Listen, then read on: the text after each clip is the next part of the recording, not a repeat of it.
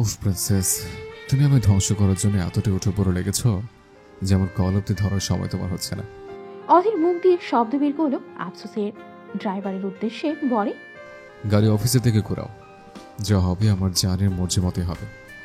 গাড়ি চলতে লাগলো। তখনই অধীর নিজের ফোন অন করলো। ফোনের স্ক্রিনে জলজল করছে আরোহীর ছবি।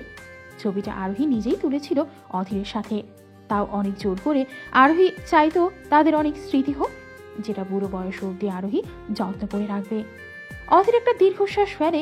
কষ্ট সে আরোহীকে কম দেয়নি, কিন্তু কেন দিয়েছে সেটা সে মুখ ফুটে বলতে পারছে না। শুধু অধীর দীর্ঘশ্বাস ফেলে বিড়বিড় করলো, যখন তীব্র বিশ্বাস রাখার পর যদি তা ভেঙে যায়, তবে সত্যিকারের ভালোবাসাটাও মিথ্যে মনে হয়। তখনই ফোন বেজে উঠল অধীরের। কলটা শুভ্র করেছে। ফোন কানে ধরতেই মুখের কোণে বাঁকা হাসি ফুটে উঠল তার। কলটা রেখে অধীর মাথা এড়িয়ে দিয়ে বলে, তোমার এত বুদ্ধি আছে তা তো জানা ছিল না প্রিন্সেস। এসব ক্রিমিনাল বুদ্ধি আমার উপরে দেখানোর দরকার ছিল নাকি? ওর বর তো, তাই তো ভালোবাসে আমায়। বুঝি জান, সবই বুঝে। অধীর একটু হাসলো, তারপর মুখ গম্ভীর করে বলে, আমাকে তো কষ্ট পেতে হবে, কিন্তু সরি জান, আমি তোমার টেবিল হাজব্যান্ড। এত সহজে আমি কষ্ট পাই না। মন থাকলে তো কষ্ট পেতে হয়, কিন্তু আমার মন তো তোমার কাছে। মিস্টার অধীর চৌধুরী, এই ছবিগুলো কিসের? আপনি মানুষ খুন করেছেন? অধীরের গাড়ি অফিস এরিয়ার মধ্যে ঢুকতে না ঢুকতেই জার্নালিস্টরা তার গাড়িকে ঘিরে ধরে। হাজারো প্রশ্ন ছুঁড়ে মারতে লাগলো। অধীর এইসব পাত্তারা দিয়ে নিজের কালো সানগ্লাস বের করে চোখে পড়ে নিল। ঠোঁটে বাঁকা হাসি রেখে পা দিয়ে দরজা খুলে বেরিয়ে এলো সে। সব ক্যামেরা তার দিকে তাক করে আছে। ভিন্ন ভিন্ন লোকেরা ভিন্ন ভিন্ন কথা বলছে। অধীরের বডিগার্ডরা তাকে প্রোটেক্ট করে অফিসের দিকে নিয়ে যাচ্ছে। অধীর কার প্রশ্নের উত্তর দেয় না। সবাই বলতে লাগলো, আপনি কি কোনো সন্ত্রাসী দলের সাথে জড়িত? আপনি কি ড্রাগস, হীরা, মেয়েদেরকে গোপনে পাচার করে থাকেন? আপনার কালো ব্যবসা আছে? এইভাবে কতজনকে খুন করেছেন আপনি? আপনি কি একজন মাফিয়া ডন নাকি? আরে কিছু তো বলুন। অধীরের পা থেমে যায়। এক হাত দিয়ে চোখের থেকে চশমাটা একটু নিচু করে সেই জার্নালিস্ট মেয়েটার উদ্দেশ্যে বলে, আমি একজন টেবিল। কথাটা বলেই চোখের চশমা ঠিক করে সোজা অফিসে চলে যায়। ফ্যান্টাস্টিক আরু, তুমি যা করেছো তা আমি কয়েক বছর ধরে করতে পারিনি। আজ আমি অনেক খুশি তোমার উপর মা। আরোহী এত সময় ধরে টিভির পর্দায় একধারে তাকিয়েছিল। কোন রকম ভাবভঙ্গি সে প্রকাশ করেনি। আশিক খান খুশি হয়ে যান অধীরের এইসব ব্যাপারে সবাই জেনে গিয়েছে। এখন তার পথ শুনশান হয়ে গিয়েছে। সে আরোহীর কাছে গিয়ে বলে, আসলে তুমি খান বাড়ির বাঘিনী, তা না হলে এটা করা আমাদের পক্ষে সম্ভব ছিল না। আর এই ছবিগুলো তুলে কোথা থেকে তুলছো? এই গোপন ফ্যাক্টরির কথা তো আমিও জানতাম না, তুমি কি করে জানলে আরো? আরোহী কিছু সময় চুপ থাকলো। কথা বলতে তার ভালো লাগছে না। সবাই জেনে গিয়েছে অধীর একজন গ্যাংস্টার মাফিয়া। সবাই অধীরের নাম দুর্নাম করছে, কিন্তু এতে আরোহী শান্তি পাচ্ছে না। তো তার তো খুশি হওয়ার কথা। সে একটুও খুশি নয়, বরং বিরক্ত লাগছে সবকিছু। তার হঠাৎ মুড সুইং হওয়ার ব্যাপারটা কেমন যেন। এই যে এখন মন চাইছে অধীরকে দেখতে, এর উপর সে বেশ বিরক্ত। নিজের শত্রুকে দেখতে মন চায়, এ আবার কেমন মন? এ তো বেয়াদব মন তার। আরোহী উঠে দাঁড়ায়, কোনো কথা না বলি সিঁড়ির দিকে পা বাড়ায় সে। আশিক হাসলেন মেয়ের যাওয়ার দিকে তাকিয়ে।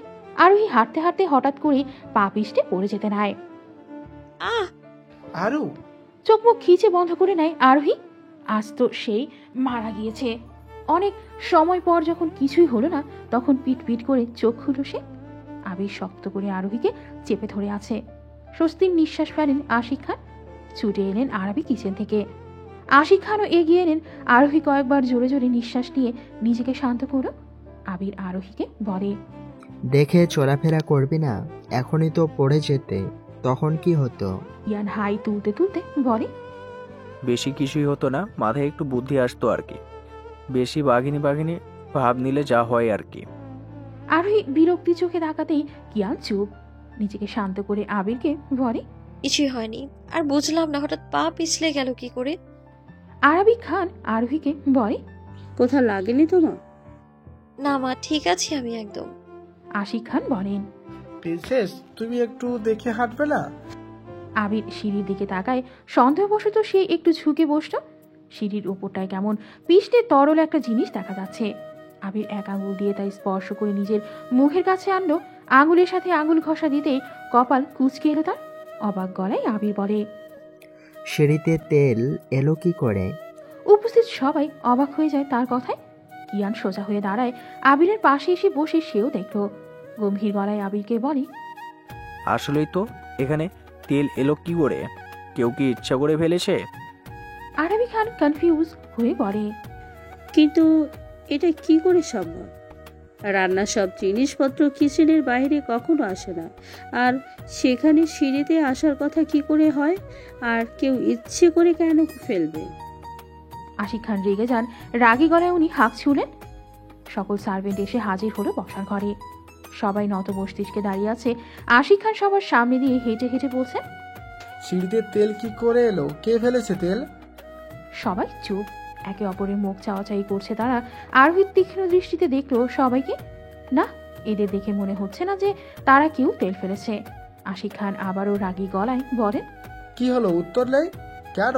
আমি কিছু বলছি। একজন সার্ভেন্ট এগিয়ে এসে ভীতু কণ্ঠে বলে, স্যার, আমরা কেউ তেল ফেলিনি সিঁড়িতে। আশিক আরো রেগে গিয়ে বলেন, তাহলে সিঁড়িতে তেল এলো কি করে? আকাশ থেকে উড়ে?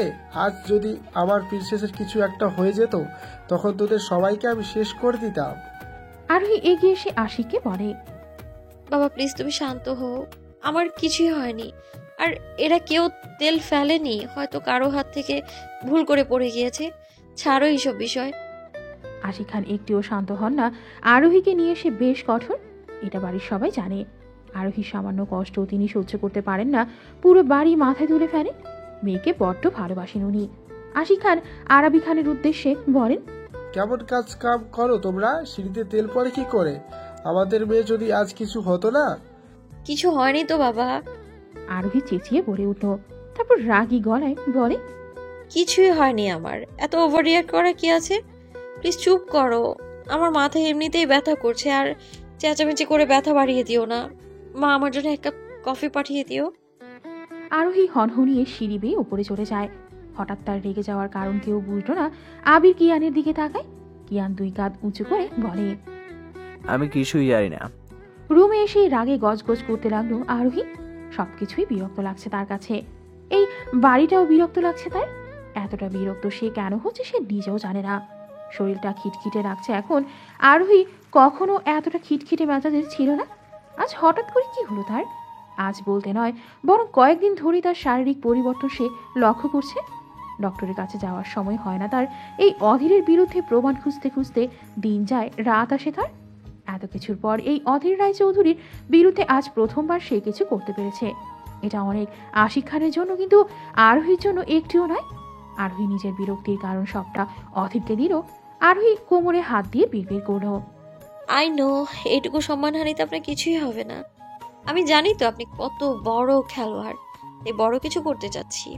আরোহী আয়নার দিকে তাকিয়ে বলতে লাগলো, এই বড় ধাপটা আপনার জীবন পাল্টে দেবে অধীর, কিন্তু তার আগে তুমি তাকে ডিভোর্স দাও। চমকে ফিরে তাকায় আরোহী। অবাক হয়ে যায় সে। আশিক খানের কথা তার মাথায় বাজ ফেলেছে। আরোহী শুকনো ঢোক গিরে বলে, কি বললে বাবা? আশিক খান একটু হাসতেন, তারপর এগিয়ে এসে বলে, লন্ডনের সবচেয়ে বড় ইনভেস্টরম্যান রেজি আগামীকাল এই দেশে আসছে। উনি কয়েক বছর বাড়ি এখানে আসেন। নিজের পছন্দ মতো ব্যবসায় উনি বেশ ভালো টাকা ইনভেস্ট করেন। আমি চাই এইবারের উনি আমাদের বিজনেস টাকা লাগান, আর আমি জানি এটা তুমি পারবে, কারণ এই বিপরীতে আছে অধীর রায়। অধীর চৌধুরী এই কয়েক বছর ধরে নিজের বিজনেসটা অনেক দিয়ে ইনভেস্ট করিয়েছে। আজ অবধি কেউ অধীরকে টক্কর দিতে পারেনি। কিন্তু আমি পারবো বাবা। আশিক খান হাসলেন। তিনি জানেন আরোহী এটা পারবে, তাই তো এত কিছু। মেয়ের মাথায় হাত বুলিয়ে তিনি তার হাতে একটা ফাইল ধরিয়ে দিয়ে চলে যান। আরোহী ফাইলটা টেবিলের উপর রেখে বিছানায় শুয়ে পড়ল। বেশ ঘুম পাচ্ছে তার। হঠাৎ করেই তার রাতে ঘুম হয় না। দিনে চোখ ভারী হয়ে থাকে ঘুমের কারণে, কিন্তু চিন্তার তাড়নায় শান্তিতে মেয়েটা ঘুমোতে পারে না। এই যে বাবা বলে গেলেন, এইবার এই কাজটা কে কি করে হাসিল করতে হবে এই নিয়ে আর কথা হবে না। আরোহী সবটাই একা করবে আর সফলও হবে। কিন্তু অধীরের সাথে পেরে ওঠা কি অনেক কষ্টসাধ্য হবে, এটা তার জানা আছে। আরোহী সিলিং এর দিকে তাকিয়ে আছে এক ধ্যানে। কোনো এক গভীর ভাবনায় সে মগ্ন, যেই ভাবনাটা তাকে এতদিন ধরে ধরতে পারেনি, কিন্তু আজ পেয়েছে। একটা বিশাল আলিশান বাড়ির বসার ঘরে বেশ ভিড় জমে আছে। চারদিকে অনেক লোকজন দাঁড়িয়ে আছে কাউকে ঘিরে। শেখ সাহেব টিভির পর্দায় অধীরের তথ্য ফাঁসের নিউজ দেখে চমকে উঠেছেন। তিনি এমনটা কখনো ভাবতেও পারেনি।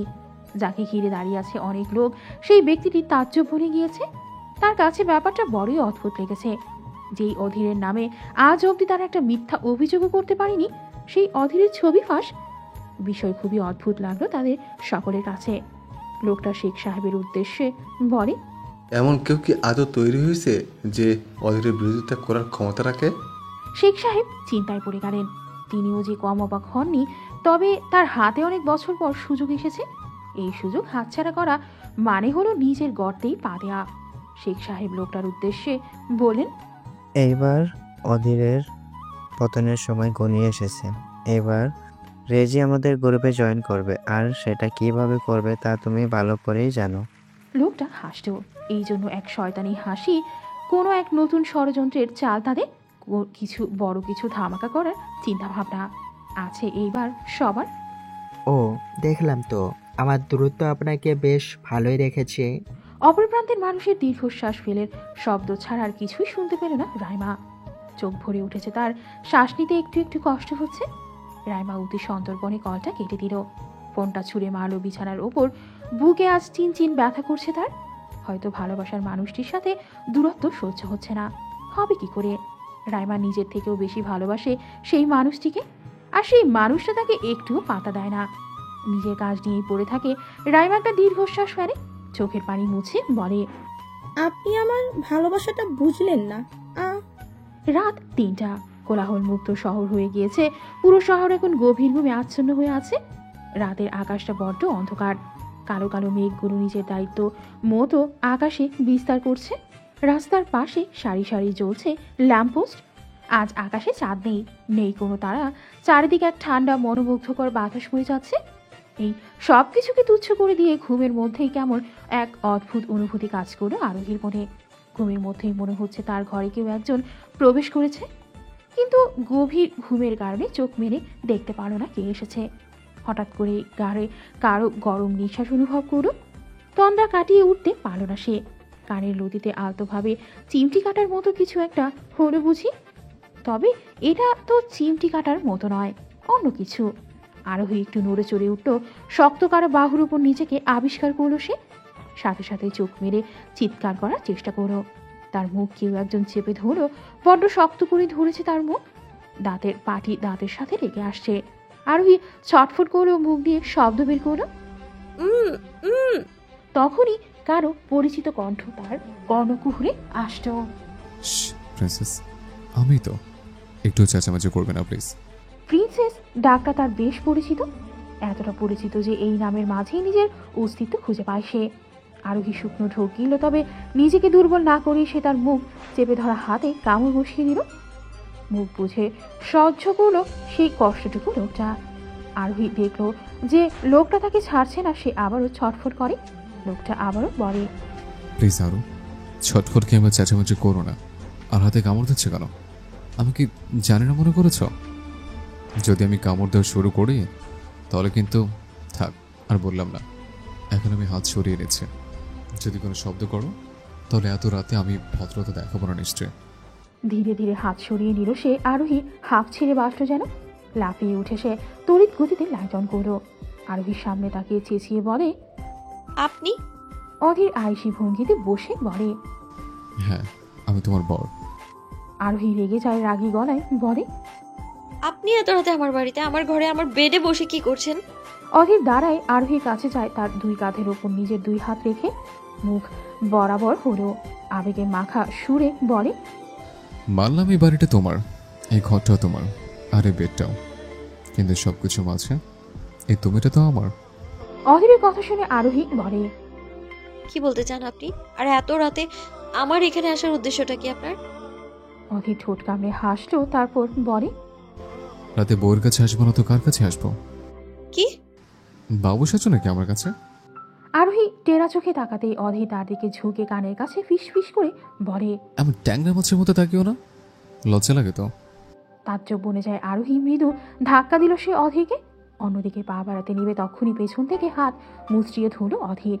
আর্তনাদ করে উঠল আরোহী, হাত ছাড়ুন, আমার লাগছে, আমার হাত ছাড়ুন বলছি। অধীর ঘাড়ের দিকে এসে বলে, ছাড়ার জন্য তো হাতটা আমি ধরিনি। ছাড়ুন, নইলে আমি চিৎকার করব। সেটাই তো সমস্যা। অধীর অন্য হাত দিয়ে আরোহীর মুখে টেপ লাগিয়ে দিল। চোখ বড় বড় হয়ে এলো তার। ছটফট করতে লাগলো সে। অধীর এক হাত দিয়ে আরোহীর 2 হাত ধরে আছে, অন্য হাত দিয়ে তার কপালে পড়ে থাকা চুলগুলোকে কানের পিঠে গুঁজে দিয়ে দিতে দিতে বলতে লাগলো, নাও, এখন আমি সবকিছু বলতে পারি। বলছি না, তোমরা খান পরিবারের মেয়েরা এত বাচাল হও কেন? কোথায়? আমি তো এত বাচাল না। শুধু মেয়েরাই এমন কেন হয়? আচ্ছা, এসব বাদ দাও, আমি মূল কথায় আসি এখন। আসলে আরও আমি তোমাকে একটা কথা বলতে এসছি। দেখো, অনেক হয়েছে শত্রু শত্রু খেলা। তোমার বাবার সাথে আমার শত্রুতা তোমার সাথে নয়, তুমি আমার ওয়াইফ। এখন অনেক হয়েছে লড়াই ঝগড়া। এখন বাড়ি যাবে তুমি। তোমাকে ছেড়ে বাড়িটা কেমন খালি খালি লাগে, সবকিছু এলোমেলো লাগে আমার কাছে। যখন তুমি চলে এসেছো আমায় ছেড়ে, তখন আমি পুরোপুরি ভেঙে পড়ি। সত্যি অনেক মিস করেছি তোমায়। আরোহী চোখ মুখ কুচকে সবটা শুনছে। চাইলেও সে কিছু বলতে কিংবা করতে পারবে না। এই বেটা তার মুখে সে টেপ লাগিয়ে দিয়েছে।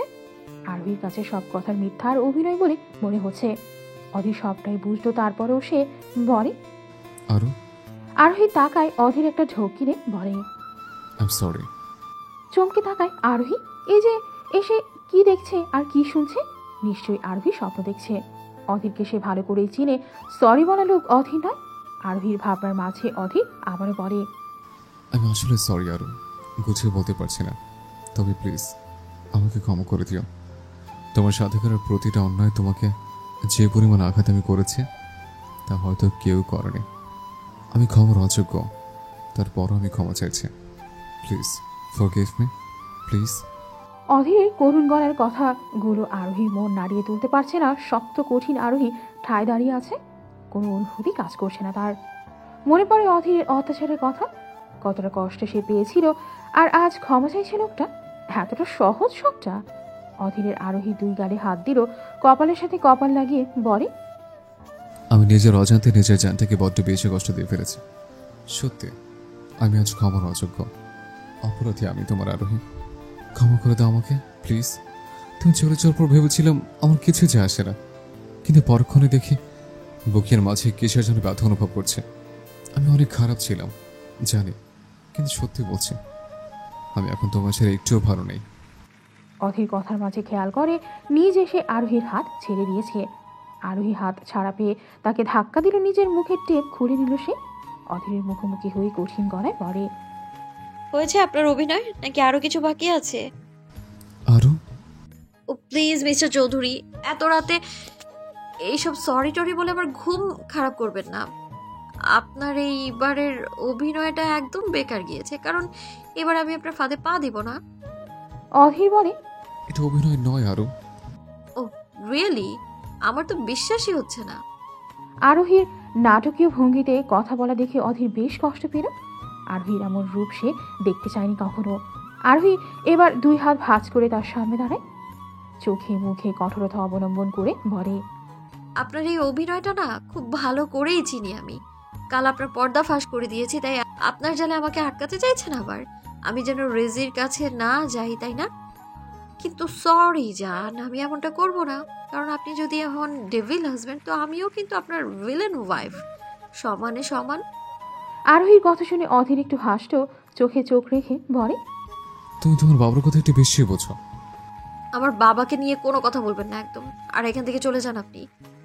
অধীর এগিয়ে এলো আরোহীর চোখে চোখ রেখে বলে, নিজের ভালোবাসার মানুষটাকে এইভাবে চলে যেতে বলতে পারলে তুমি?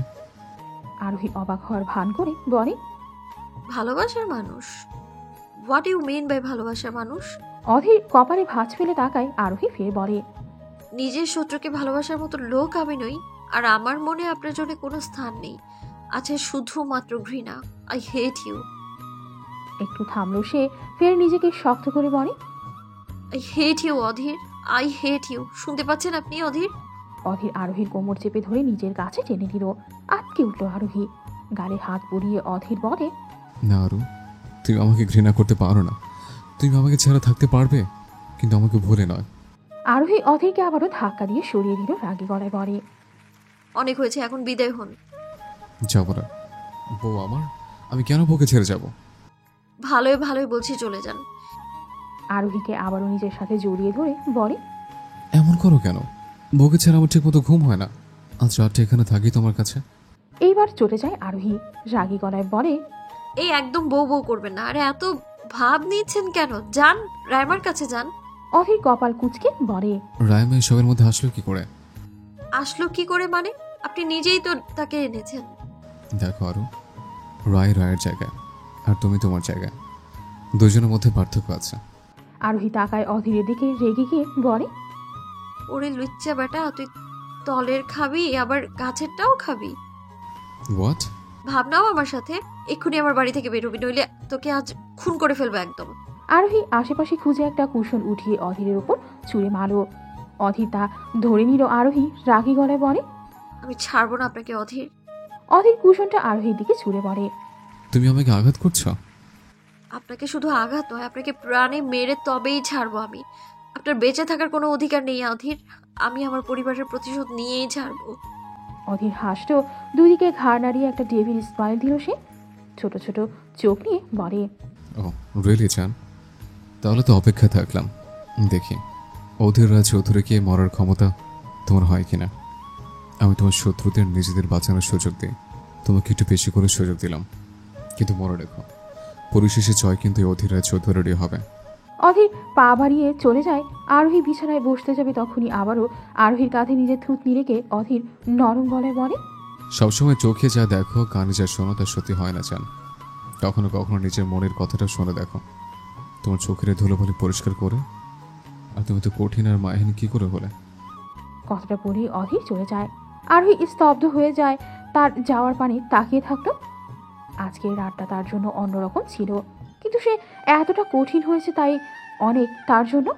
আরোহী টলমল চোখে বলে, সময় আমাকে আজ অনেক কঠিন বানিয়ে দিয়েছে অধীর।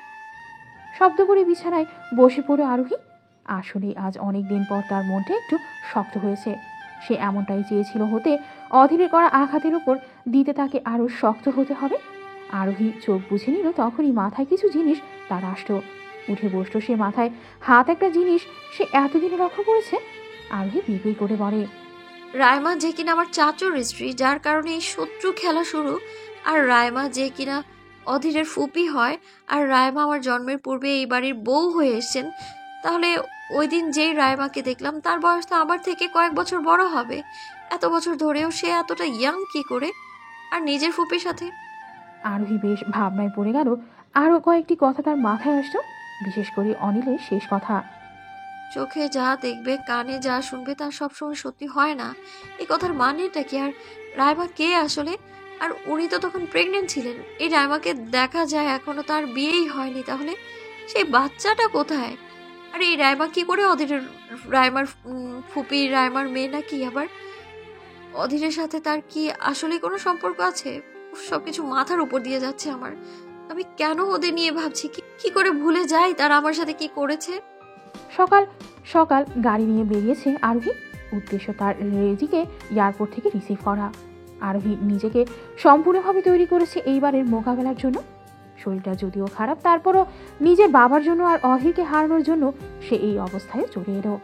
কাল রাতে অধীরের কারণে তার একটুও ঘুম হয়নি। এমনিতেও কয়েকদিন যাবৎ ঠিকঠাক ঘুম হচ্ছে না তার উপর কাল অধীর এসে তার মাথা ব্যথা আরও বাড়িয়ে দিয়ে গেল। আরোহীকে দোটানার মাঝে ফেলে নিজে চলে গেল। এইসব চিন্তা করতে করতে সিটে মাথাটা এলিয়ে দিয়েছিল সে। একটু একটু চোখ লেগে আসছে তার। ঘুম ঘুম ভাব হতেই হঠাৎ জোরে গাড়ি ব্রেক কষল। আরোহী অসাবধানতা বশত একটু ঝুঁকে পড়ল। একটু জন্য মাথায় বাড়ি খায়নি সে। হঠাৎ এমন কিছু হওয়ার কারণে কিছুই বুঝল না সে। আরোহী কিছু বলার আগে কেউ একজন এসে গাড়ির দরজা খুলে তার হাত ধরে টেনে বের করলো। ড্রাইভারও হন্তদন্ত হয়ে ছুটে এলো। আরোহী ছেলেটার হাত ছাড়িয়ে ধমকের সুরে বলে, এ কে আপনি? আমার হাত ধরার সাহস কই পেলেন আপনি? আপনার গাড়িতে বোম রাখা আছে। কি? তখনই এক বিকট শব্দে গাড়িটা ফেটে গেল। পুরো গাড়িতে আগুন লেগে গিয়েছে। আরোহী দুপা পিছিয়ে গেল। চোখ বড় বড় হয়ে এলো তার। আর কয়েক মিনিট দেরি হলে আজ কি হতো তার? আরোহী পুরোপুরি জমে গিয়েছে। ছেলেটা এইবার বলে, আর 1 মিনিট যদি দেরি হতো তাহলে আপনি আর এখন ধমক দেওয়ার জন্য থাকতেন না, দুজনেই উড়ে যেতাম। আরোহী ছেলেটার দিকে তাকিয়ে ছেলেটাকে বলে, আপনার এমন কোনো শত্রু আছে যে আপনার জান নিতে চায়? চোখ মুখ শক্ত হয়ে এলো আরোহী। চোয়াল শক্ত করে বলে, ডেভিল। ডেভিল? সে আবার কে? ছেলেটার কথা শুনে আরোহী তার দিকে তাকায়, উল্টো প্রশ্ন করে। এই গাড়িতে যে বোম ছিল সেটা আপনি জানলেন কি করে? ছেলেটা বলে, আমি আপনার গাড়িতে তেল দেওয়ার সময় সেটা দেখেছি, কিন্তু আপনার এত বড় ক্ষতিটা কে করবে? আরোহী মন খারাপ হয়ে যায়। সে জানে এই সব কে করেছে আর কেন করেছে। আরোহী ছেলেটাকে বলে, আমি আরো একটা হেল্প করবেন প্লিজ? তোরা নারী জাতির এত ভান নিয়ে কেন চলেছিস? হঠাৎ এমন কথা শুনে চমকে তাকায় রাইমা। অধীরের এমন কথা ঠিকঠাক অর্থ সে বুঝল না বুঝেই সে প্রশ্ন করল, হঠাৎ এমন কথা? অধীর গ্লাসে চুমুক দিয়ে পানি পান করলেও শান্ত গলায় বলে, এমনি।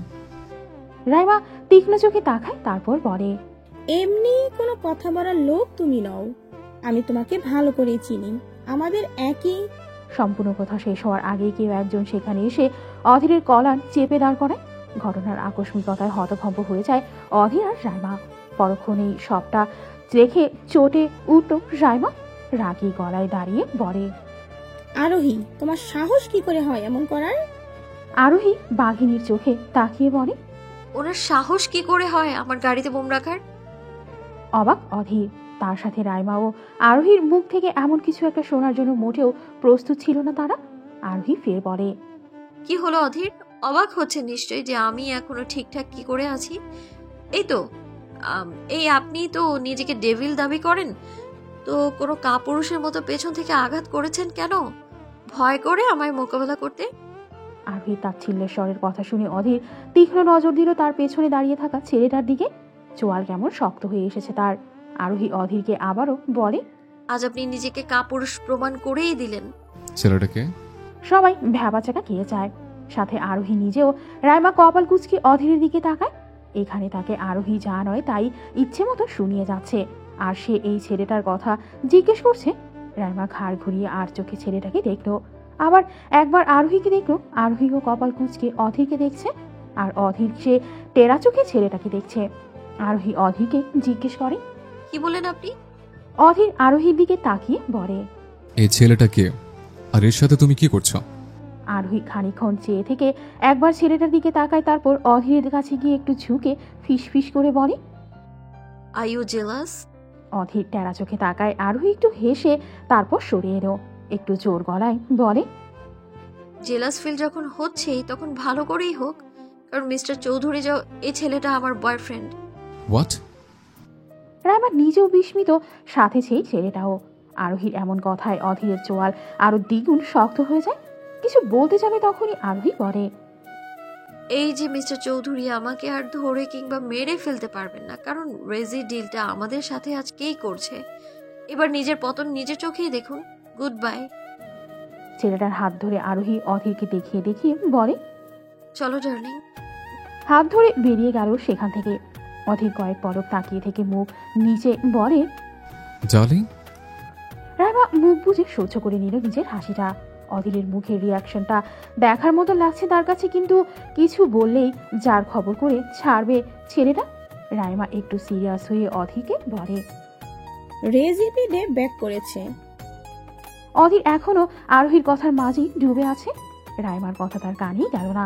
রাইমা ফোঁস করে একটা নিঃশ্বাস ফেলে চেঁচিয়ে বলে, অধীর, নিজের বউয়ের চিন্তা পরে কর, আগে রেজির কথা ভাব, না হলে তোর বউও যাবে আর আমিও যাব। অধীর আর চোখে তাকিয়ে বলে, কি বললি তুই? বাহিরে এসেই জোরে জোরে শ্বাস নিতে লাগলো আরোহী। আজ সে বেশ চটে আছে। সকাল সকাল এমন কিছু একটা হবে কখনো ভাবেনি সে। অধীর তার শত্রু, এটা আজ সত্যি প্রমাণ করে দিল। অধীরের প্রতি আরো দ্বিগুণ ঘৃণা বেড়ে গেল তার।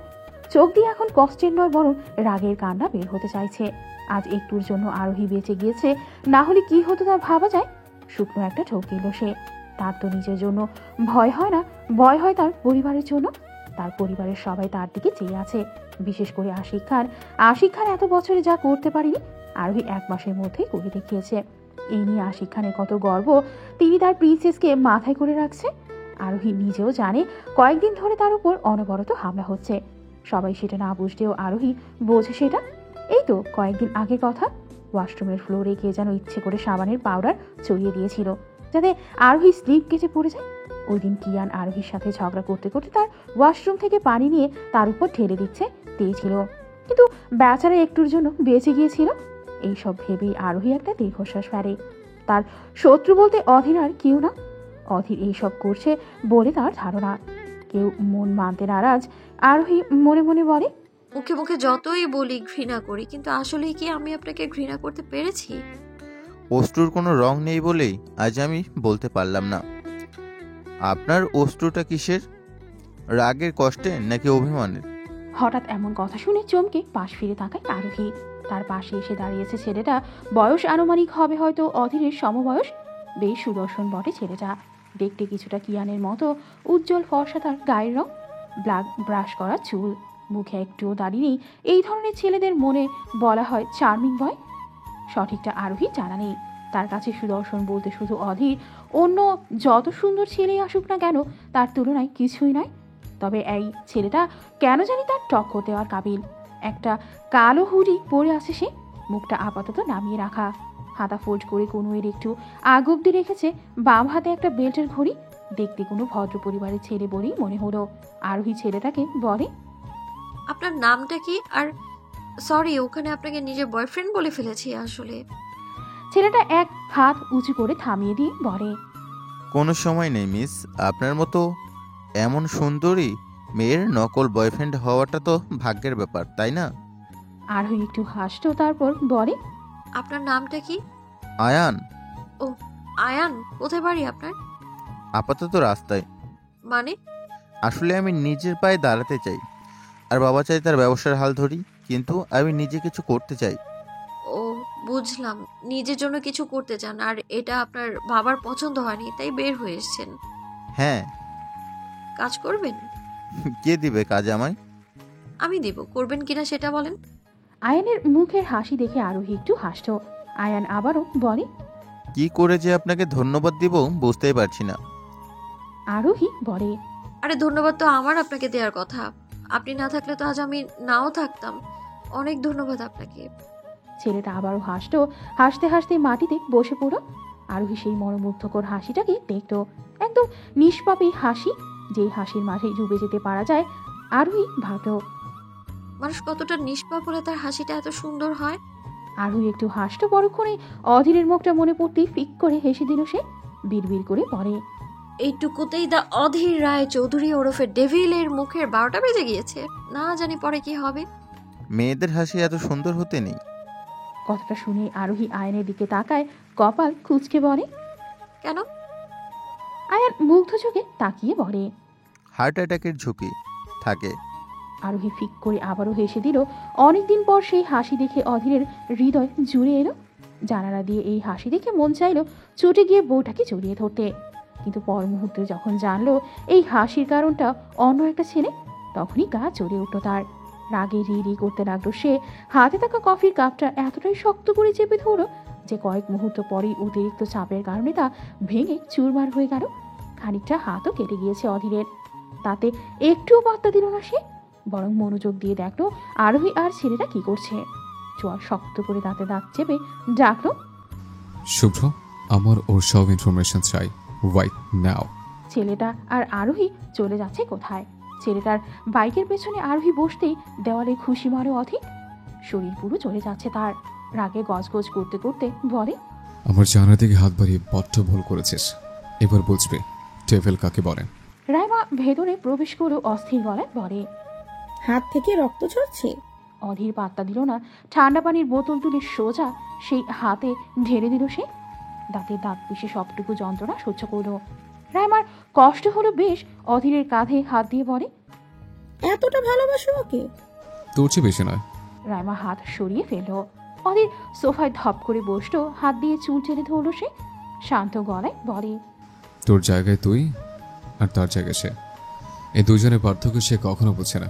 রাইমা হালকা হেসে বলে, আমিও তো আগে বুঝতাম না, এখন বুঝি। ওকে বুঝিয়ে বলো, ও সবটা বুঝবে। না, বলা যাবে না। কেন? বলে দিলেই তো ওর। চুপ করে যায় অধীর। রাইমা সবটা বুঝলো। এইভাবে অধীরকে আর দেখতে পারল না সে। বেরিয়ে যাবে তার আগে তার মাথায় আসলো আরেকটা কথা। পা পিছিয়ে সে আবারও অধীরের সামনে দাঁড়ায়। অধীর এখনো নিচের দিকে তাকিয়ে আছে। রাইমা একটু ভাবুক গলায় বলে, আচ্ছা, আরোহীর গাড়িতে বোমটা কে রেখেছে? অধীর এবার তাকায়। রাইমা আবারও বলে, আমাদের আর কোনো শত্রু তো নেই? অধীর চুপ থাকলেও মাথায় চলছে অনেক কিছু, তবে সে মুখে বলতে চাইছে না। সময়টা দুপুরের মাঝ সময়, সূর্যের তেজ কিছুটা কমেছে। ব্যস্ত নগরী নিজের কর্মে ব্যস্ত হয়ে পড়েছে। চারপাশে বেশ লোকজনের ভিড় ঢেলে এগিয়ে এলো আনুষ্কা আর নিঝুম। কপালের বিন্দু বিন্দু ঘামগুলোকে হাতের উল্টো পিঠ দিয়ে মুছে নিল সে। অনুষ্কা মার্কেটের হলের দিকে এগিয়ে এলো। আজকাল বেশ ভিড় দেখা যাচ্ছে, কিন্তু এই ভিড় ঠেলে তাদের আসতে হলো। অনুষ্কা কোমরে হাত দিয়ে বলে, উফ, তুই আসলে কি কিনবি বলতো? নিঝুম হাত কষ্টাতে কষ্টাতে বলে, আসলে দোস্ত আমি নিজেও জানি না, কয়েকটা টপ নিব আর কিছু। অনুষ্কা হাত উঁচু করে বলে, থাক থাক, চুপ কর। এত কিছু কেনার পরও তুই বলছিস আরো কিছু কিনবি। সারা বছরের জিনিস আজকে কি কিনবি? নিঝুম মাথা নত করে নেয়, মন খারাপ করে বলে, আরও থাকতে আমি আরও সব সময় এসে নিজের মন মতো জিনিস নিয়ে যেতাম। এখন তো আরও নেই, তাই তোকে নিয়ে এসেছি। আসলে দিবে একটু ব্যস্ত, না হলে তোকে বলতাম না। অনুষ্কার নিজেরও মন খারাপ হয়ে যায়, তবুও নিঝুমকে সান্ত্বনা দিয়ে বলে, আরও কি একাই তোর বান্ধবী? আমি কিছু না তোর? না, তুই তো আমার বেস্ট ফ্রেন্ড। তাহলে চল, আজ আমিও কিছু জামা নিব। অনুষ্কা আর নিঝুম লিফটে করে উপরে এলো। এটা সম্পূর্ণ লেহেঙ্গা আর শাড়ির হল। অনুষ্কা সেখানে নিজের পছন্দ মতো লেহেঙ্গা খুঁজতে লাগলো। প্রায় 1 ঘন্টা দেখার পর একটা নীল রঙের লেহেঙ্গা তার চোখে পড়ল। সেই টানতে হাত দিবে, তখনই কেউ একজন সেটা টেনে নিয়ে বলতে লাগলো, অসম্ভব সুন্দর এটা, এটাই আমি নিব, একদম পারফেক্ট, নীল নীল। ওয়াও। অনুষ্কা ঘুরে তাকিয়ে কিয়ানকে দেখে বলে, অসভ্য ছেলেটা আবার এসে পড়লে। কিয়ান কপাল কুঁচকে সেখানে তাকায়। অনুষ্কাকে দেখে ভয় পেয়ে গেল সে। লেহেঙ্গাটা নিয়ে নিজেকে আড়াল করার চেষ্টা করতে করতে বলে, ও নো, এই আন্টিটা আবার আমার পিছু নিল। এবার যদি আমাকে তুলে নিয়ে গিয়ে বিয়ে করে নেই তাহলে? উহ গড, আমি এত সুন্দর কেন? অনুষ্কা কিয়ানের কথা শুনে ভাবাচাকা খেয়ে যায়। অবাক হয়ে বলে, আমি তোমাকে তুলে নিব কেন? কিয়ান লেহেঙ্গাটা নিয়ে বলে, বিয়ে করতে। কি, তোমার মতো হাফ মেন্টালকে বিয়ে করব? আমি পাগল নাকি? হ্যাঁ, আপনি তো পাগল আমার জন্য, তা বুঝি, কিন্তু আমাকে ভুলে যান প্লিজ, আমার থেকেও ভালো একজন পেয়ে যাবেন। অনুষ্কা বুঝলো এই ইতরটার সাথে কথা বলে কোনো লাভ নেই। সে লেহেঙ্গাটা নিতে নিতে বলে, অসভ্য ছেলে, নিজের মাথার চিকিৎসা করান, আর এই লেহেঙ্গাটা আমার, দেন আমাকে। কিয়ান বলে, এখানে কি আপনার নাম লেখা আছে নাকি? নাম লেখা না থাকলেও এটা আমি আগে রেখেছি। 1 ঘন্টা ধরে এটা খুঁজে বের করেছি। কিয়ান এবার লেহেঙ্গাটা নিজের বুকের সাথে জড়িয়ে ধরে বলে, এই জীবনও আমি এটা দিব না। আজব লোক তো, আপনাকে আমি ছাড়বো না। আমি এটা ছাড়বো না। না ছাড়েন, আমি এটা ছাড়বো না, মরে যাব তবুও আমার নীলকে আমি ছাড়বো না। এই ভিলেন আন্টি, আমাদের দুইজনের মাঝ থেকে সরে যান, না হলে আমি আপনার উপর থুতু ফেলবো। কি? অনুষ্কা লেহেঙ্গাটা কিয়ানের থেকে টানতে লাগলো। কিয়ানও টানতে টানতে বলে, অনেক হয়েছে, এখন আর পেতনি আনতে, আমাদের দুইজনকে এক হতে দিন বলছি। অনুষ্কা লেহেঙ্গাটা টানতে টানতে বলে, আমি কম সহ্য করিনি। অনেক আন্টি বলেছে, এখন এই লেহেঙ্গা আমার। ছাড়ো এটাকে, ছাড়ো বলছি। কিয়ান মুখ ভেঙচি দিয়ে বলে, ইউ আর পেতনি, ইউ আর হিংসুটে আন্টি, ছাড়ো আমাদের, নাহলে থুতু দিয়ে আমার নীলকে আমি নিয়ে চলে যাব। একজন লোক এগিয়ে এসে বলে, আরে রে, আবার লেহেঙ্গাটা তো ছিঁড়ে যাবে তো। আরে রে, সাবধানে। আরে থামুন প্লিজ। পটপট শব্দ তুলে লেহেঙ্গাটা 2 ভাগে দুইজনের হাতে রয়ে গেল। লোকটা মাথায় হাত দিয়ে বসে পড়ল। কিয়ান নিজের হাতের লেহেঙ্গাটা দেখে অনুষ্কার দিকে তাকায়। কিয়ান কোনো দিক না তাকিয়ে থুতু দিয়ে দিল এক দৌড়।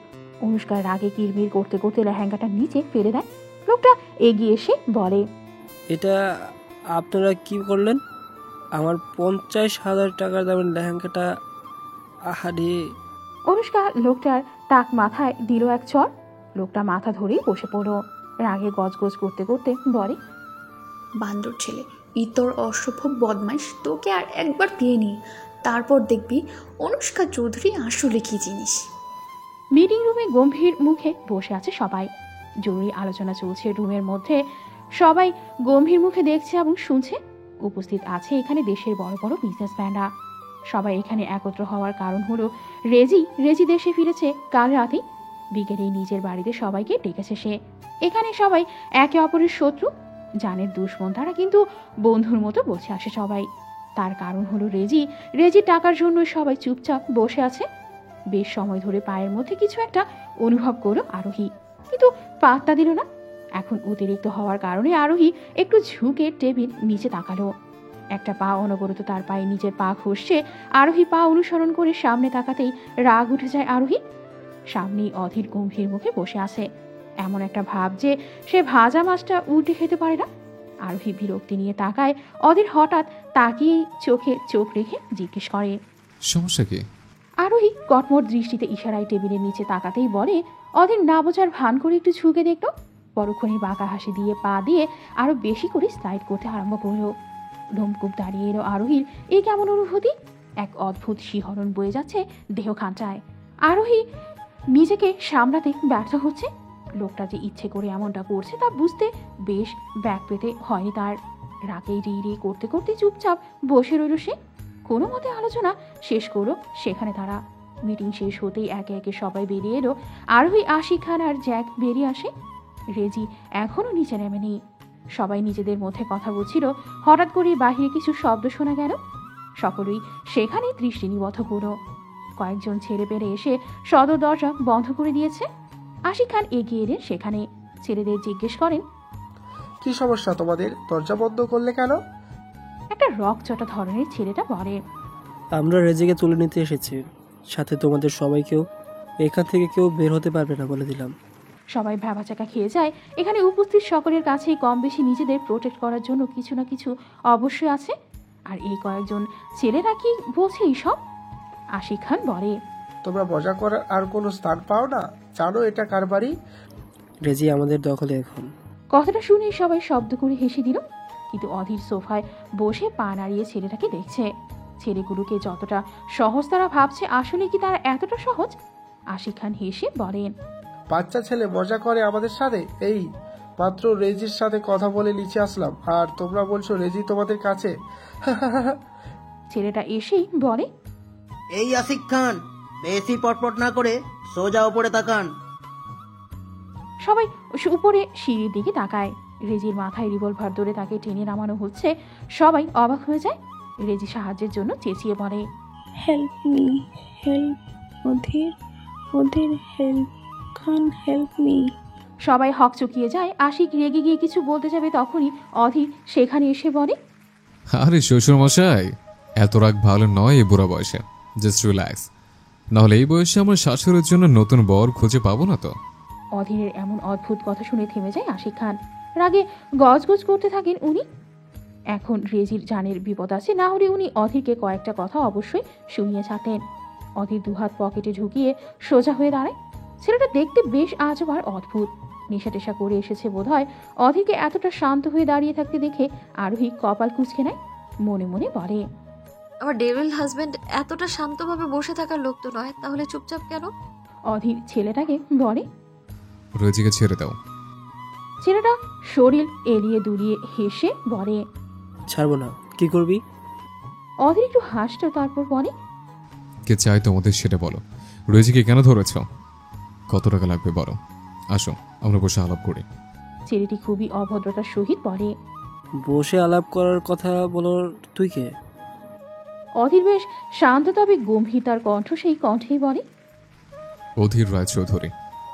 আরোহী মুখ ভেঙচি কেটে বলে, তা অধীর রায় চৌধুরী? হ্যাঁ, একটাই তো নাম, দুরূহ। অধীর ঘাড় ঘুরিয়ে তাকায় আরোহীর দিকে। চোখে চোখ পড়তেই অধীর চোখ মারো তাকে। বড় বড় চোখ করে তাকায় আরোহী। রাগে গজগজ করতে করতে মনে মনে বলে, ভুল বলেছিলাম।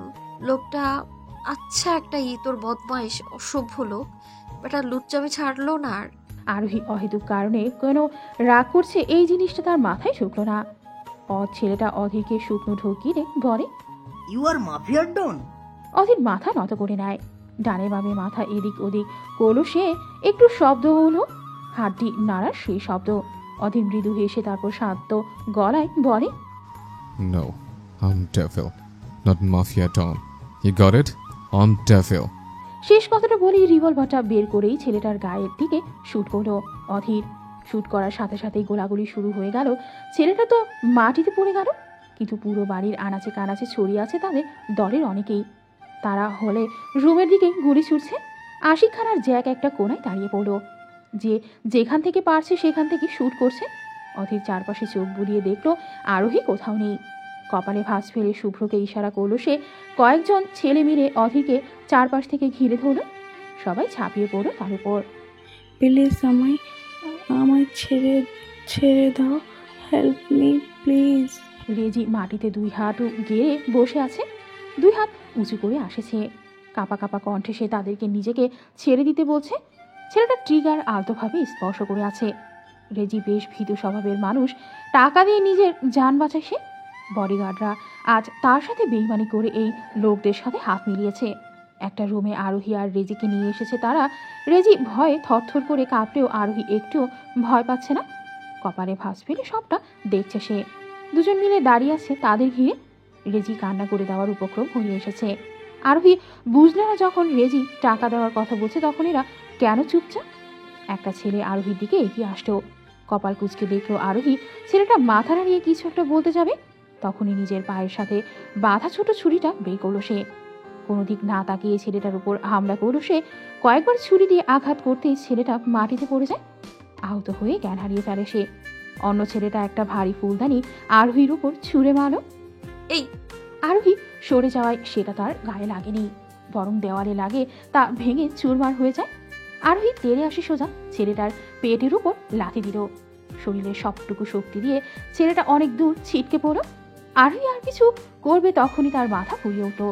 দেয়ালে একটা হাত দিয়ে দাঁড়িয়ে পড়ল সে। হঠাৎ পেটের মধ্যে ব্যথা শুরু হয়ে গেল তার, এক অদ্ভুত যন্ত্রণা যেটা। আরোহী আর্তনাদ করলো। আরোহী দুর্বল হয়ে পড়তে দেখে ছেলেটা উঠে দাঁড়ায়, এগিয়ে আসছে তার দিকে ক্রমাগত।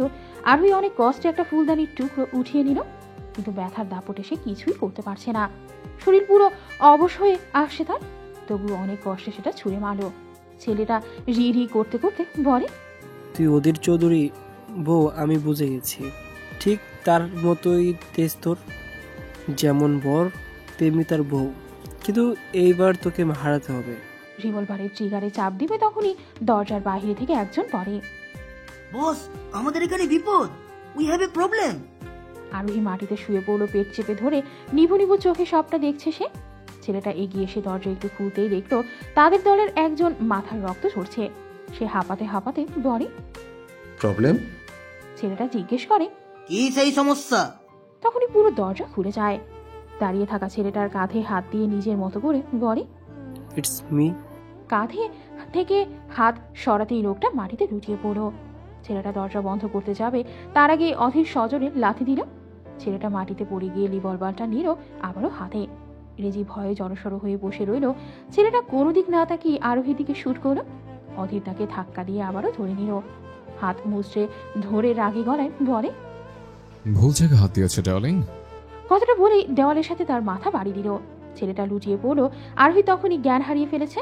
অধীর আরোহীকে পাঁচ করে তুলে নেয়, ছুটে যায় বাহিরের দিকে, অনবরত ডাকতে থাকে আরোহীকে, আরু আরু, এই প্রিন্সেস উঠো, চোখ খুলো, কিছু হবে না তোমার, কিছু হতে দেব না আমি, চোখ খুলো আরু, এই যান। গাড়িতে আরোহীকে নিয়ে বসে পড়ল সে। ড্রাইভারকে অস্থির গলায় বলে, যত দ্রুত সম্ভব গাড়ি হসপিটালে দিকে যাও। গাড়ি চলে যায়। পেছন থেকে এই সব কিছু দেখে মাটি একটা জোরে আঘাত করল কেউ একজন। মুখে মাস্কটা লাগিয়ে সে চলে গেল সেখান থেকে। হসপিটালে এসেই অধীর ডাকতে লাগলো, ডক্টর ডক্টর। ছুটে এসে কয়েকজন মিলে আরোহীকে ভেতরে নিয়ে গেল। একজন ডাক্তার এসে বলে, অধীর বলে, বুঝলাম না কি হয়েছে, হঠাৎ জ্ঞান হারিয়ে ফেলেছে। তার মহিলাটা ভেতরে চলে যায়। অধীর বাহিরে অপেক্ষা করছে, তার মাথায় অন্য চিন্তাও কাজ করছে। ফোন বের করে কাউকে মেসেজ করলো সে। কিছু সময় পর শুভ্র সেখানে হাজির হলো। অধীরকে কিছু বলবে তখনই অধীর বলে, একটা জিনিস মাথায় ঢুকছে না শুভ্র। শুভ্র জিজ্ঞেস করে, কি বস? অধীর শুভ্রর দিকে তাকিয়ে বলে, রেজির সামনে থাকা সত্ত্বেও ওরা তাকে আঘাত করলো না কেন, আর তারা কে ছিল? শুভ্র নিজেও ভাবুক হয়ে যায়, এত কিছু তার মাথায় ঢুকছে না। শুভ্র বলে, বস, গত কয়েকদিন ধরেই আরোহী বস, গত কয়েকদিন ধরে আরোহী ম্যামের উপর পরপর কয়েকবার হামলা হয়েছে। কিছু সময় আগে আমাদের লোক ব্যাপারটা জানিয়ে গেল। কাল রাতে নাকি সিঁড়িতে কেউ তেল ফেলে রেখেছিল, আর আজ বাড়িতে বোমা। অধীর ভাবুক ভঙ্গিতে বলে, কিন্তু কেউ আরোহীকে কেন আঘাত করবে? এতে কার কি লাভ? আরোহী তো নিজে আমার শত্রু, তাই না? তাহলে কারা এর পেছনে? তখনই আরোহী ট্রিটমেন্ট শেষ করে ডক্টর বের হয়। ডক্টরকে এগিয়ে আসতে দেখে অধীর উঠে দাঁড়ায়। ডক্টরকে জিজ্ঞেস করে, ও ঠিক আছে তো? Wife, something serious doctor? Doctor একটু গম্ভীর গলায় বলেন। কথাগুলো বলেই ডক্টর চলে যায়। শুভ্র হা করে তাকিয়ে আছে। তার মাথার উপর দিয়ে গেল সবটা। সে নিজের কান আর চোখকে বিশ্বাস করতে পারছে না। তার কি এই দিন দেখার ছিল? তার যদি এই অবস্থা, তাহলে অধীরের কেমন লাগছে? শুভ্র ঘুরে তাকায় অধীরের দিকে। না, মুখ ভাব বোঝা মুশকিল বটে। অধীর ঠায় দাঁড়িয়ে আছে, মাথায় কিছুই আসছে না তার। হয়তো অতিরিক্ত বিস্ময়কর ঘটনার সম্মুখীন হওয়ার কারণে। অধীর কয়েক মুহূর্ত বাক্যরুদ্ধ নির্বাক হয়ে থাকে। শুভ্র একটা শুকনো ঢুক গেলে অধীরকে বলে, বস। অধীর রোবটের ন্যায় ফিরে তাকায়। চোখ মুখ দিয়ে বিস্ময় উপচে পড়ছে তার। শক্ট খাওয়ার কারণে নাকি জ্ঞান হারায় কে জানে। অধীর কয়েকবার পলক ঝাপটে তারপর ধীরে ধীরে বলে, ডক্টর কি বলল? জীবনের প্রথমবার অধীরের কাঁপা কাঁপা কণ্ঠ শুনে চমকে যায় শুভ্র। কখনো এই ছেলেটাকে এতটা শক্ট খেতে দেখেনি সে। আজ বাবা হওয়ার খবর শুনে সে বাকরুদ্ধ হয়ে গিয়েছে। শুভ্র একটু হেসে বলে, বস, আপনি বাবা হতে যাচ্ছেন। কংগ্রেচুলেশন বস। অধীর ধপ করে বসে পড়ে মাটিতে। মাথায় কিছু আসছে না তার। কয়েকবার ঠোক গিলেন বলে, আরো প্রেগনেন্ট? তবে আমাকে বলনি কেন? আর আমি ওকে এভাবে কষ্ট দিলাম? আমি কিভাবে পারলাম ওকে এত কষ্ট দিতে? অধীর নিজের সাথে কথা বলছে। হঠাৎ করে একটা জিনিস তার মাথায় আসলো। উঠে দাঁড়িয়ে শুভ্রকে বলে, এখন বুঝলাম কেন আরোহীর উপর হামলা হচ্ছে। কারণ ওর গর্ভে আমার সন্তান। এজন্যই তো রেজি ওদের সামনে থেকে সত্য ওর আরোহীর উপর হামলা করেছে। কারণ ওরা তো রেজির জন্য নয়, বরং আরোহীকে মারতে এসছে। তারপর আরোহীর উপর হামলা, কখনো গাড়িতে বোমা, তো কখনো গাড়িতে তেল ফেলে দেওয়া। সবটাই ছিল ওদের প্ল্যান। ও শিট, আমি এতদিন কেন বুঝলাম না এটা? ও গড, আমি এত বড় ভুল কি করে করলাম? শুভ্র অবাক হয়ে শুনল সবটা। এখন সেও বুঝলো আসল কাহিনী কি। এই জন্যই হয়তো আরোহীর উপর হামলা হচ্ছিল। তবে কে সেই ব্যক্তি? অধীরের তো শত্রুর অভাব নেই, তাহলে কে করলো এটা? কি বললে তুমি? আরে মা হতে যাচ্ছে? কথাটা কর্ণকুহর হতেই ফিরে তাকায় অধীর। মোহনা চৌধুরীকে দেখেই ছুটে যায় সে। জড়িয়ে ধরল সে। খুশিতে আত্মহারা হয়ে বলে, হ্যাঁ দাদি, আমি বাবা হব। আমি বাবা হব দাদি, সত্যি দাদি, আমি বাবা হব। মোহনা চৌধুরীর চোখ ছলছল হয়ে গেল। মোহনা চৌধুরীকে দেখতেই শুভ্রের মনে পড়ে গেল সেদিন সেই রুমে অধীর রাইমার সাথে আর কেউ ছিল না, বরং সেই তৃতীয় ব্যক্তিটা স্বয়ং মোহনা চৌধুরী নিজেই ছিলেন, যিনি চেয়ারের বসে শুধু মাথা নাড়িয়েছিলেন। আর আজ এত খুশি অধীরের গালে হাত দিয়ে বলে, আমি সত্যি অনেক খুশি অধীর। আজ কত বছর পর তোমার জীবনে খুশি এসে পড়লো। সত্যি আজ আমি অনেক খুশি দাদু ভাই। টলমল চোখ নিয়ে অধীরের সেই হাসির দিকে তাকিয়ে রইল রাইমা। চিৎকার করে কান্না করতে মন চাইছে তার, কিন্তু পারছে না সে। অধীরের খুশি দেখে সে দেওয়ালের আড়ালে হয়ে গেল। দেওয়ালে পিঠ লাগিয়ে মুখে হাত চেপে কান্না করতে লাগলো। বিড়বিড় করলো, অধীর বাবা হবে। আবারও কান্না করতে লাগলো সে। হাঁটুতে মুখ গুজে কান্না করছে সে। কোনো শব্দ নেই সেই কান্নার মাঝে। নিজের মনকে হালকা করার চেষ্টা শুধু তার। ভাইয়া, গাড়ি চলছে তার আপন গতিতে। গাড়ির জানলা দিয়ে ঠান্ডা মৃদু হাওয়া এসে ছুঁয়ে দিচ্ছে আরোহীকে। বাতাসে খোলা চুলগুলো নড়ছে তার। মুখের উপর কয়েকটা চুল এসে বেশ জ্বালাতন করছে তাকে। তবে এগুলোর মধ্যে বিন্দুমাত্র পাত্তা দিল না সে। চুপচাপ গাড়িতে বসে আছে সে। চোখ মুখে একরাশ বিস্ময়কতা। অবাক হবে নাকি অন্য কিছু, সেই সুযোগটাও তার নেই। নিজের কানকে বিশ্বাস করতে কষ্ট হচ্ছে তার। কয়েকবার পলক ফেরে তাকায় সে। আরোহীকে শুনলো এটা। অবাক গলায় নিজেই বিড়বিড় করলো, রাইমা অধীরকে ভাইয়া বলল, কিন্তু রাইমা তো অধীরের গার্লফ্রেন্ড হয়। তাহলে তার কথার আসল অর্থটা কি? বাবা বলেছিল যে রাইমা আর অধীর প্রেমিক প্রেমিকা, তারা একে অপরকে জড়িয়ে ধরেছিল, তা আমি নিজে চোখে দেখেছি। তাহলে এখন ভাইয়া? আরোহী ফুস করে একটা নিঃশ্বাস ফেলে। সিটে শরীরটা এড়িয়ে দেয় সে। মাথায় কিছুই আসছে না বর্তমানে তার। বুক ধুকধুক করছে। সেও কোনো ভুল কিছু করছে না তো? আরোহী বিড়বিড় করলো, না জানি কোন সত্যের মুখোমুখি হতে হবে আমায়। আরোহী নিজের পেটে আলতোভাবে হাত বোলায় এখন সে একা নয়, তার সাথে তার সন্তানও রয়েছে। হুট করেই কোনো সিদ্ধান্ত সে নিতে পারবে না। তার সন্তানের কথা তাকে ভাবতে হবে। গাড়ির মধ্যে থাকা আরোহীর ফোনটা বেজে উঠল। চোখে বেয়ে পড়া পানিটুকু হাত দিয়ে মুছে কলটা রিসিভ করলো। আশিক খান কল করেছেন। আরোহী বলে, গাড়িতে আছি বাবা। আশিক খান অবাক হয়ে বলে, কি বলছো তুমি? আমি তো সেই কখন থেকে গাড়ি নিয়ে হসপিটালে বাইরে এসে দাঁড়িয়ে রয়েছি, তুমি কোথায়? আরোহী চমকায়, সে কোনো গাড়িতে তাহলে? চারপাশে চোখ বুলিয়ে কলটা কেটে ড্রাইভারের উদ্দেশ্যে বলে, আপনাকে আমার বাবা পাঠায়নি? লোকটা পেছনে না ফিরে বলে, কথাখানা মস্তিষ্ক নাড়া দিল তার। কপাল কুঁচকে বলে, কি সব বলছেন? আর আপনি যদি আমার বাবার পাঠানো লোক না হন তাহলে কে আপনি? লোকটা কোনো উত্তর দেয় না। আরোহী আবারও বলে, কি সমস্যা? কথা বলছেন না কেন? আর কোথায় নিয়ে যাচ্ছেন আমায়? এটা তো আমার বাড়ির রাস্তা না। এই আপনি গাড়ি থামান। লোকটা শুনলো না তার কথা। গাড়ির স্পিড বাড়িয়ে দিল সে। আরোহী চেঁচিয়ে বলে, আরে আরে কি করছেন? গাড়ি থামান বলছি, গাড়ি থামান। আমি নেমে যাবো, গাড়ি থামান। লোকটা একটু শয়তানি হাসি দিয়ে বলে, এই গাড়ি এখন তোকে নরকের জায়গায় পাঠিয়েই থামবে। আরোহী আটকে উঠল। ভয়ে ঘাম ছুটছে তার। হাতড়ে হাতড়ে নিজের পায়ের দিকে গেল সে। তবে তার পায়ে সেই ছুরিটা নেই সেখানে। আরোহীর কলিজা শুকিয়ে এলো বোধ হয়। নিজের জন্য তার একটুও ভয় নেই, তবে তার সন্তান, তার কিছু হয়ে গেলে আরোহী বেঁচে থেকেও মরে যাবে। মিনতি ভরা কণ্ঠে বলে, দেখুন, দয়া করে আমায় ছেড়ে দিন। আমি আপনার কি ক্ষতি করেছি? লোকটা হাসতে হাসতে বলে, তুই কোনো ক্ষতি করিসনি আমার বসের। তোর গর্ভে থাকা সন্তানটা হচ্ছে তার বড় শত্রু। আরোহী ভয় পেলেও নিজেকে শক্ত রাখলো সে। নিজেকে শান্ত করে মনে মনে বলে। আরোহী নিজের লোকটার আড়ালে ফোন দিয়ে একটা মেসেজ পাঠিয়ে দিল। কার নাম্বারে মেসেজটা পাঠিয়েছে তা সে দেখতে পেল না। এর আগেই লোকটা তার থেকে ফোনটা কেড়ে নিল গেল। আরোহী ফোনটা টানতে রাখলো। লোকটাকে বলে, কে আপনার বস? আর আমার সন্তান তার কি ক্ষতি করেছে? লোকটা ধমকে শুনে বলে, চুপচাপ বসে থাক এখানে, বেশি কথা বললে এখনই মেরে ফেলবো। আরোহী ভয় পেলেও নিজেকে শক্ত রাখলো সে। নিজেকে শান্ত করে মনে মনে বলে, কুল ডাউন, আরো কুল। ভয় পেয়ে কান্নাকাটি করে কোনো লাভ হবে না। এর থেকে ভালো কিছু করতে হবে। চুপচাপ বসে থাকলে আমার সন্তানের ক্ষতি আমি হতে দিতে পারি না। আরোহী নিজের লোকটার আড়ালে ফোন দিয়ে একটা মেসেজ পাঠিয়ে দিল। কার নাম্বারে মেসেজটা পাঠিয়েছে তা সে দেখতে পেল না। এর আগেই লোকটা তার থেকে ফোনটা কেড়ে নিল গেল। আরোহী ফোনটা টানতে রাখলো। লোকটাকে বলে, এ অসভ্য তোর লোক, আমার ফোন নিবি না একদম। এটা শুধু আমার ফোন। তোর সাথে তো ভালো করেই যাচ্ছি, তাহলে ফোন নিচ্ছিস কেন? লোকটা ধমকে শুনে বলে, এই মেয়ে, বেশি কথা না বলে ফোনটা দেওয়া বলছি। আরোহী মুখ ছিটকে বলে, ছি, ধমকও তো দিতে পারিস না। ধমক কি করে দেয় দেখবি? লোকটা তাজ্জব বনে যায়। হাত দুর্বল হচ্ছে। আরোহী গজের ফোনটা নিয়ে নিল। কোন দিক না তাকিয়ে ফোনটা দিয়েই দিল লোকটার মাথায় এক বাড়ি। মাথায় আঘাত পেয়ে লোকটা গাড়ির নিয়ন্ত্রণ হারিয়ে ফেলে। গাড়ির সিটে বসে পড়লো মাথায় হাত দিয়ে। গাড়ির বেগতিকভাবে চলছে। এই বুঝি বাড়ি খাবে কোনো গাছের সাথে কিংবা কোনো গর্তে পড়ে যাবে। আরোহী লোকটার গলা চেপে ধরে ছাকিয়ে বলে, এবারে গাড়ি ঠিক করে চালা, নইলে তোকে এক্ষুনি মেরে ফেলবো। গাড়ি চালা। লোকটা মাথায় হাত দিয়ে বলে, আরে ছাড়ো আমাকে, দুনিয়া ঘুরছে আমার।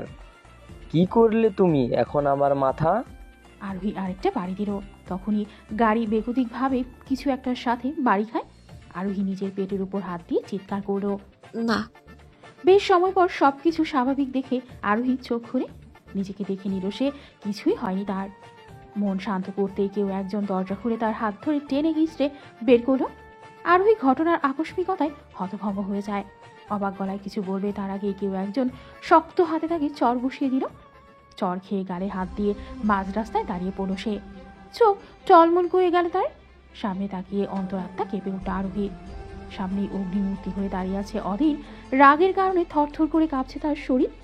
জোয়ার শক্ত করে আরোহীর গালে চেপে ধরল সে। এতটা শক্ত করে ধরেছে যে এখনই সব আঙুলগুলো গালের মধ্যে ঢুকে যাবে।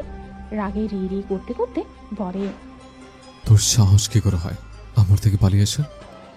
এই, নিজেকে বাঘিনী মনে করিস? প্রতিশোধ খেলা খেলিস আমার সাথে? এখন তুই একা আছিস নাকি? মেরে ফেলবো তোকে, একদম জানে মেরে ফেলবো। আজ যদি তোর কারণে আমার সন্তানের কিছু হতো না, তাহলে তোকে আমি। অধীর ধাক্কা দিল আরোহীকে। দুকদম পিছিয়ে যায় সে। চোখ বেয়ে পানি পড়ছে তার। অধীর আবার এগিয়ে আসতো আরোহীর বাহু ঝাঁকিয়ে বলে, এই বুঝিস না যে তোদের উপর সবার নজর আছে? তোকে মেরে ফেলতে চায়, বুঝিস না তুই? কেন তো জ্বালাতন করিস আমাকে? এই তুই বুঝিস না আমি তোর কষ্ট দেখতে পারি না? বল আমাকে, আজ যদি তোর কিছু হয়ে যেত তাহলে?